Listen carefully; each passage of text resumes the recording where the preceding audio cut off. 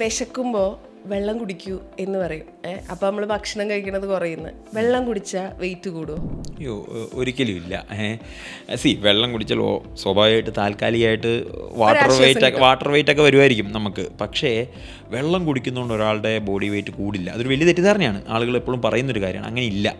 എന്ന് മാത്രമല്ല, വെള്ളം കുടിക്കേണ്ടത് ഓരോരുത്തരുടെ ആരോഗ്യം നിലനിർത്താൻ വേണ്ടി ഏറ്റവും പ്രധാനപ്പെട്ടൊരു കാര്യം കൂടിയാണ്. നമ്മളുടെ ബേസിക് മെറ്റബോളിസത്തിന് വേണ്ടി, നമ്മുടെ ബേസിക് ബോഡിയിൽ നടക്കേണ്ട ആക്ടിവിറ്റിക്ക് വേണ്ടിയൊക്കെ വെള്ളം കുടിക്കുന്നത് വളരെ വളരെ അത്യന്താപേക്ഷിതമായൊരു കാര്യമാണ്. നമ്മൾ നേരത്തെ പറഞ്ഞ പോലെ ഒരു ദിവസം ഒരു 3 ലിറ്റേഴ്സെങ്കിലും വാട്ടർ നമ്മൾ ഇൻടേക്ക് ചെയ്യണം എന്നുള്ളതാണ് നമ്മുടെ ബോഡിയിലെ ഹെൽത്ത് മെയിൻറ്റെയിൻ ചെയ്യാൻ ഏറ്റവും പ്രധാനപ്പെട്ടത്. അതുകൊണ്ട് ബോഡി എപ്പോഴും ഹൈഡ്രേറ്റഡ് ആക്കി വെക്കുക.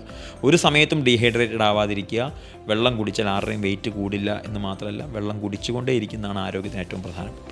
വെള്ളം കുടിക്കുന്നത് സ്കിന്നിന് നല്ലതാണ്, ശരീരത്തിന് നമുക്ക് ഓവറോൾ നല്ലതാണെന്ന് പറയുന്നത് കൊണ്ട് വെള്ളം ഒരുപാട് കുടിക്കുന്ന ആൾക്കാരുണ്ട്.